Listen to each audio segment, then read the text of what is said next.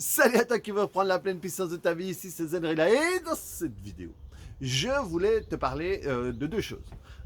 J'ai fait une séance il y a quelques jours avec une jeune fille qui a chopé son père, donc elle a 23 ans, je crois, un truc du style, et elle a chopé son père de 75 piges, je crois, 75 ans, qui était en train d'avoir une conversation qui avait l'air d'être très amicale, ou en tout cas très tendre, avec quelqu'un qui n'était pas sa mère au téléphone. Et, euh, et donc elle n'était pas bien du tout. Elle a réglé ça avec son père. Son père a expliqué, ben voilà, c'était un amour de jeunesse. Et ils se sont parlé au téléphone. Bon, en gros, il n'y a rien eu de bien transcendant. Elle lui a demandé de, de, de, de retirer le téléphone, de bloquer, machin, et tout ce qu'il a fait. Et voilà. Mais elle, du coup, elle n'était pas bien. Donc elle m'a appelé pour une séance, j'ai déblayé le bordel pour voir où, parce que ce qui est important, c'est où ça fait mal. C'est quoi qui fait mal? Est-ce que c'est ce qu'a fait le père? Est-ce que c'est par rapport à la mère? Est-ce que c'est... Et du coup, quand j'ai un peu tout décanté, j'ai commencé à me rendre compte que finalement, le problème n'était même pas... j'ai pas pensé à mettre la petite cagoule de mon micro, j'espère que ça s'entend pas trop. Le problème n'était même pas trop avec le père ou avec quoi que ce soit, c'était avec c'était un problème avec elle, au fait. Parce que elle, quand elle était plus jeune, elle a eu un mec enfin, un de ses partenaires qu'elle a eu, elle, elle a fait la même chose. Elle s'est fait gauler de la même manière et elle a dû faire ce que elle a fait faire à son père. Et donc, c'était là qu'était l'os et l'as. Et, euh, et donc, en réalité, ce qui la blessait tellement, c'était pas uniquement ce qu'avait fait son père, ce qui maintenait le fait que son père ait fait tout ce qu'elle lui avait demandé et tout, ce qui l'empêchait, elle, de se calmer, était en réalité, euh, ah, j'espère que ça va aller avec le son, était en réalité une réminiscence de culpabilité de ce qu'elle avait fait, elle. Et donc, en réalité, ce qui la mettait dans tous ces états, c'était pas ce que son père avait fait, c'était la paix qu'elle n'avait pas fait avec quelque chose qu'elle a fait et dont elle n'était pas contente, quoi. Et donc c'est sa propre culpabilité qui régnait là-dessus. Et c'était sa propre culpabilité qui a fait voir les choses comme elles étaient. Parce que tout d'un coup c'était un truc et voilà, moi qui connais un peu sa famille, entre ses parents, c'est toujours un peu, c'est pas, la mère est pas très sympa avec lui, le frère est pas très sympa avec lui, donc à un moment, qu'il trouve quelqu'un qui lui donne un petit peu de, de, de, de, de gentillesse et que lui accroche finalement, ça, c'était compréhensible, quoi, tu vois. Et quand je lui expliquais tout ça, elle disait pas non. Et, euh, et donc le truc, c'est que il y avait ce qu'elle gardait d'elle, à l'intérieur d'elle, qui, là, lui a ressauté à la gueule. D'où l'intérêt, et par exemple, ça c'est un des effets qui se coulent qu'on ne se rend pas compte quand on ne travaille pas sur ces choses. Je donne toujours l'exemple de la première vidéo que j'ai tournée avec Felipe où on a travaillé sur un problème de phobie de l'araignée et qui m'a fait un témoignage 2 mois ou 2 semaines après, je sais plus. Et dans le témoignage, j'ai dit je ne me rendais pas compte à quel point cette phobie avait de la place dans ma vie où il habitait dans un endroit, par exemple, comme ici, où il est vert et tout, il devait toujours faire des longs tours parce qu'il n'osait pas passer là où il pensait qu'il pourrait avoir des araignées, ou enfin que sa peur le faisait faire tout ça. Donc, quand il faisait le ménage, et il s'est rendu compte qu'il y a plein de choses qu'il faisait différemment en ayant travaillé un truc qui n'avait rien à voir avec ça. Et là, c'est pareil, le fait de ne pas travailler sur des culpabilités, des remords, des regrets, voilà, sur toutes les choses qui ont pu nous activer,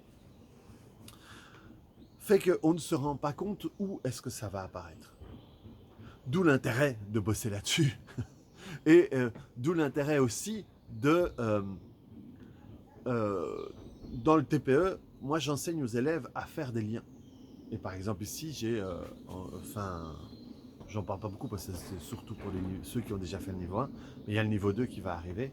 Et dans le niveau 2, il va y vraiment avoir un travail qui va être fait pour les liens, parce que c'est génial, une fois que tu peux lier toutes les choses, tu gagnes un temps énorme, quoi. La plupart du temps, les gens auraient pris beaucoup de temps avec elle, parce qu'ils auraient été là où c'est pas, quoi. Et moi, avec ce que j'enseigne, j'ai pu raccrocher, j'ai pu tout d'un coup voir les petits drapeaux qui disaient hey, regarde par ici, regarde par ici, regarde par ici. Et du coup, ça va beaucoup plus vite, quoi. Et on a fait ça, on a nettoyé toute son histoire à elle, avec son mec, ce qu'elle a fait quand elle s'est fait gauler, quand elle a dû l'humiliation un peu d'effacer les trucs, tout ça et tout. Et quand du coup on a nettoyé tout ça, et quand on est revenu à l'histoire du père, ça s'était complètement dégonflé comme un ballon de baudruche, quoi. Donc, euh, donc souvent, on, par exemple, dans les deuils, ça arrive aussi des fois, tout d'un coup, il y a quelqu'un qui meurt et que un voisin ou quoi, et tout d'un coup, on se sent extrêmement mal et on ne comprend pas, parce qu'en réalité, quand notre père ou notre grand-père est mort et on était, je sais pas, occupé dans des examens, dans des machins et tout, on n'a pas, on n'a pas sorti ce qu'on avait à sortir. Et tout d'un coup, à un moment, ça sort, à un autre moment, rien à voir. Et justement, en faisant des liens comme ça, c'est ça qui nous permet de, je sais pas, moi, une séparation, et après, tout d'un coup, je fais une dépression quand je perds mon travail, et alors que j'aimais pas vraiment ce travail, mais il faut pouvoir faire les liens, il faut pouvoir faire les liens avec des choses qui sont arrivées, et vraiment,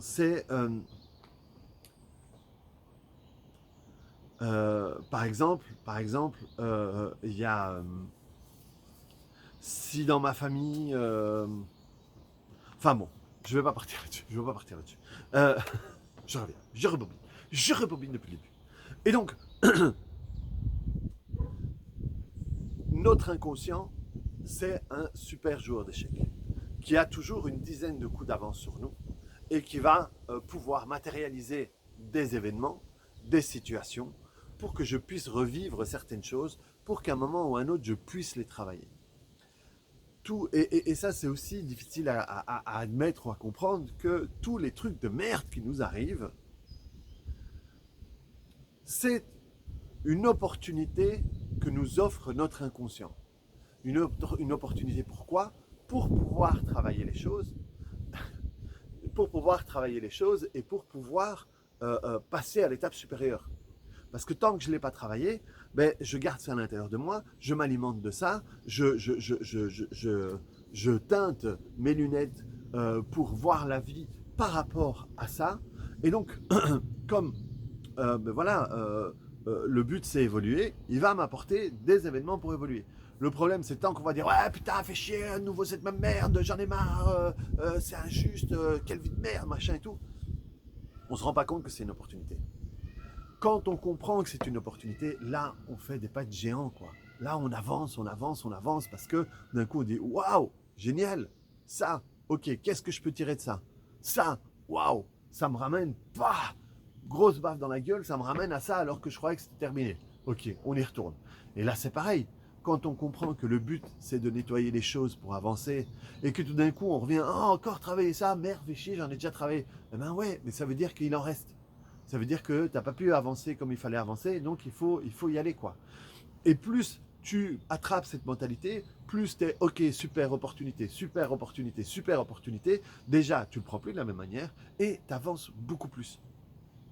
Et, et c'est comme ça qu'on fait des pas de géant. C'est comme ça qu'on évolue. Et tous les gens que j'ai vus évoluer, ou toute la manière dont moi j'ai évolué, ça a été de cette manière-là. Ça a été d'arrêter de croire euh, euh, que les choses m'arrivent pour me faire du mal, que les choses sont contre moi, et comprendre que les choses sont pour moi. Et comme je l'avais déjà dit dans des vidéos, que les choses sont de moi. Ça veut dire qu'en réalité, c'est même plus que ça arrive pour moi, ça arrive de moi. C'est moi qui crée ça. C'est moi, c'est une partie de moi qui dit ah, regarde, au prochain croisement, il y a le truc, si je m'arrange bien, si j'arrive, je peux recréer la situation pour qu'il puisse comprendre, putain, qu'il doit la travailler. Ah, voilà, super. Je vous ai attendu, il y a tellement de temps que je voulais le travailler. Ben voilà, maintenant j'ai une opportunité, je le fais, hop, et j'évolue. Donc voilà, J'espère que tu as compris, j'espère que j'ai été clair, parce que j'étais un petit peu perturbé par le vent et tout ça, des problèmes d'éditeur de vidéo, parce qu'après tu revois la vidéo, tu as un son de merde, tu dis ah putain fais chier, merde, et pourquoi c'est injuste bordel. Donc voilà, alors reprends la pleine puissance de ta vie, clique sur le bouton j'aime, mets-moi des commentaires ici dessous, et on se voit sur une autre vidéo. Allez, ciao.